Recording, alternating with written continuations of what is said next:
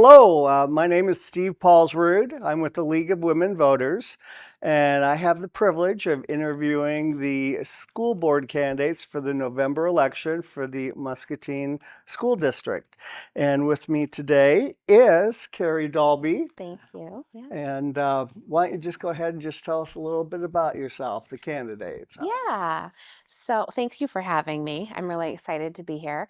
So a little bit about me. I am a Muscatine native. I've got children that have gone through the school district.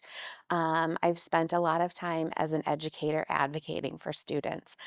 So a little bit about my qualifications. I started as an educator way back whenever statewide voluntary preschool was first rolling out in the state of Iowa. Um, and then did that for a number of years, transitioned into becoming a foster home through the state of Iowa, doing that work. I was a court appointed special advocate, and then also was an instructor for the PS MAP courses. Went back into the classroom just across the street over at Colorado Elementary School whenever it was still an elementary school. And I taught fourth and fifth grade there. Um, my next transition was to become a teaching and learning coach for the school district. And I served in that role at Madison, McKinley, and then most recently at Muscatine High School. Loved, every one of those buildings and really getting to know the community and building relationships within each of those communities. Currently, I serve as the coordinator for disability services, tutoring, and testing at Muscatine Community College. So that's a little bit about me and kind of how I got here. So, yeah. Excellent. And so, what is the role of a school board member? Yeah, so I think from my perspective, the role of a school board member is a really unique opportunity to kind of wear two hats. We know that, our school districts can be inundated with data points that we need to use to drive decision making.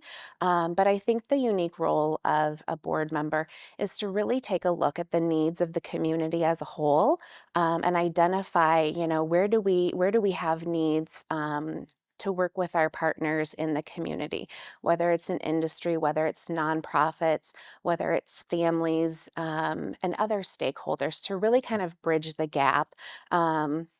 So that's one of the fundamental things that I feel really should shape the work of a school board member.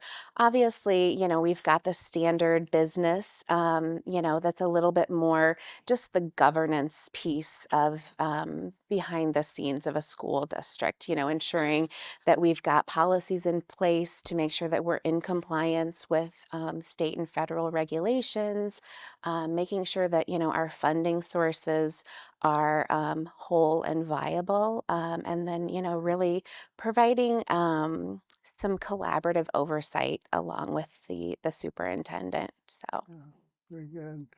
And so, what is the reason that you decided to take this step to become a school board member? yeah.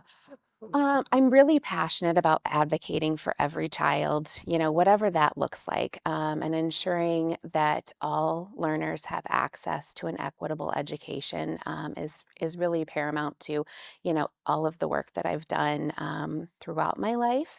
Um, why now? I feel like now more than ever, in the world of education, we really need to ensure that we have teachers that are, a part of the decision-making process, that we've got educators that have a seat at the table. And so I think, just by way of how my career has sort of shifted and evolved, I'm in a really unique position to sort of offer my perspective, my expertise just through, the education that I've received, the training, the professional development that the district invested in me. I really feel a strong sense of obligation to give back to my community and advocate for our students and our families. So. Any particular agendas that you had? You said something about teachers, but Yeah. everything else also. Yeah. But I don't want to put words into your mouth, but in this day and age, you hear about teachers and nurses being accosted by people in the ERs or in hospitals, for nurses and for teachers, dealing with difficult um, Yeah. anything, even policy Yeah. issues that come from above down onto them. You're so right. I think, this is a very difficult time to be an educator. And that's one thing that I consistently hear from educators, is that they kind of feel like they're getting directives that are conflicting from multiple sources, not even within our community, but just at the world at large. And so it's a very difficult time to try and navigate that. So, thinking about my agenda, one thing that I want to do is I want to champion, what our students need, but I also want to be a voice at the table for what our teachers, what our staff are, what their needs are as well. And so I think we have, like I mentioned earlier, we've got all of these data points that we can use to help us determine next steps.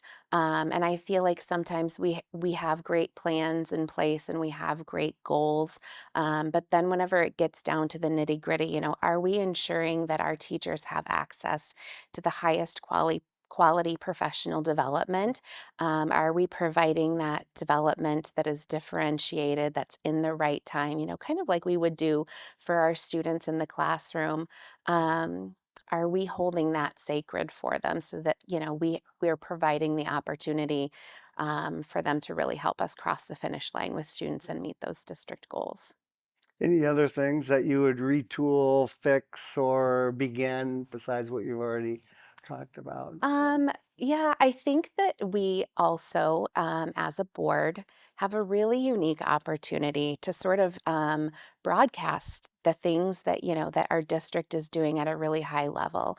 And so whenever I think about, how messages are communicated currently by our district, we've got an amazing, amazing social media footprint. And I think utilizing that to create a board dashboard of sorts, where we really clearly lay out these are our district goals. This is our action plan. These are the formative assessment pieces that we're using along the way to sort of tell us, are we headed in the right direction or do we kind of need to tweak our plan? I think using social media to share that information with our families and our stakeholders is something that we can do that would really have a strong impact in making all parties feel included in, what's happening day to day in our classrooms. Very good. Yeah. And so, what role do parents have in their child's education, school, classroom experience? Yeah, it's been my experience, as an educator, that parents really should be allowed to be the loudest, the first champion for their children. Um, Parents always need a seat at the table. Anytime we're making decisions about their child as an individual, whether it's children in their school or our community as a whole, I think giving them access to information is really a non negotiable. We need to ensure that we're bridging that gap at all levels. And as I mentioned, we've got a great social media footprint. And I think we do a really great job of highlighting our extracurriculars and, things like that. I would love to see that expand and really provide opportunities for parents to have that educational piece of behind the scenes, the nuts and bolts.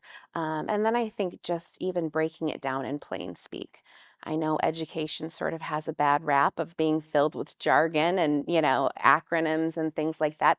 And that's a very real obstacle for a lot of individuals that don't have that day-to-day perspective. So I think, really taking the opportunity to educate all stakeholders that would be another fantastic thing that we could offer. Yeah, that seems to be an important thing, especially when the public hears on social media or on the news that the public school system is indoctrinating their children. Mhm. Um, Yeah, the only way a parent can figure that out yeah, is to have that transparency that you're talking about. exactly. Yeah, So yeah. wonderful. So can you share a time when you worked as a team to accomplish a particular goal, and what was your Yeah. role in Yeah. particular? Yeah, of course. Lots of opportunities, to kind of catalog and sift through. Uh-huh. Um, One that kind of sticks out for me was my first year as a teaching and learning coach at the high school. District wide, we were going to be looking at piloting different ELA curriculums and, ultimately making a decision and moving forward. ELA. So, English language arts. okay. Thank you for Yeah. catching me on Okay. that. Yeah. Thank you. I Yeah. appreciate that. So, taking the opportunity to really look at, different curriculums and what's going to be the best fit for our students. So on this particular day, we had a dedicated district day to really do that work. So I'm sitting in a classroom, as the teaching and learning coach that supports the English language arts department. And, we've got teachers 9, 12, administrators from the building and from the district level. And we were really kind of that the teachers were really kind of at an impasse, on which direction that they wanted to go. Um, and so, I remember sitting in that meeting and everyone was so passionate about their beliefs and, what they felt needed to be prioritized. And so my role as a coach is never, to drive the bus for them, but to Right. present questions to sort of get them, maybe digging a little bit deeper and thinking about things from a different perspective. And so I remember, just asking that, like, just pause the conversation. Let's center our thinking around these couple of reflection pieces. Let's everybody take 5 minutes. Do what you need to kind of allow yourself some time to reflect on these pieces. And let's come back, ready to make a decision. So we all took our 5-minute break. And everybody kind of did what worked for them. Some of them, needed to meet with a partner and kind of have someone to help them as a thinking partner. Other educators were like, nope, like I just need to sit here, and kind of think through this on my own. And so ultimately, we came back. We were able to make a decision. Everybody, had sort of thought through things, used the data and what they knew about the students and their expertise and their content knowledge. And so, whenever I think about that, sometimes it's helpful. I find in different committees and teams to allow people or to remind people, let's give ourselves grace and let's allow ourselves to kind of take a moment to pause and recenter ourselves when we need to, and sometimes I think that can be a really big shift. So your role then was as a facilitator in this Yeah, process, it sounds yeah, like? yeah, you Okay. could say that. Very good. Yeah, Very good. So what impact have school vouchers had on the Iowa school system? yeah. I think we've seen that school vouchers have certainly pulled families and funds from our public schools. um, that's something that's really hard for me to watch, as someone who is dedicated to providing fair access to education for all kids. Um, and so whenever I think about what do school vouchers mean, I don't think that we need to look at it as it's parent choice or it's not. I think it really comes down to the fact that public dollars should remain in public schools. I think it's really just, it's as simple as that. We're not in a position where we can cut our way to the top with spending. At least it's my perspective. Is that public education is an investment. And a part of what I want to do is be a very mindful steward of the funds that we have, and treat them as though I'm borrowing from the children, because ultimately, that money is earmarked for their future. And so that's something that I take very seriously. Um, Thank you for asking So that do you question. Oh, think they that's a tough should one. be continued, Yeah. modified, Yeah. I canceled? yeah, so I think we really need to take a look at rolling back vouchers. I don't see how we continue to build communities in Iowa that are strong and competitive by cutting education funds for our public education. I don't see how we get to the top again Yeah, doing that. So yeah. that's a tough question, though. The numbers are quite a lot that have been taken away from the public Yes, schools. Yeah. yeah. So, any final comments that you would like to share with the electorate out there? Yeah, I would be honored to have your vote as someone who would be willing to sit at the table and fight for every child. I think fairness for all kids in education is it's a non-negotiable. I think every child needs a champion, and I think I have the track record to prove that that's something that I have been doing, and I would love to continue doing. And hopefully that means that I get a seat. At the table for our Muscatine School Board. So thank you so much for Well, having very me. good. It was a Yeah, pleasure to meet yeah. you. You as well.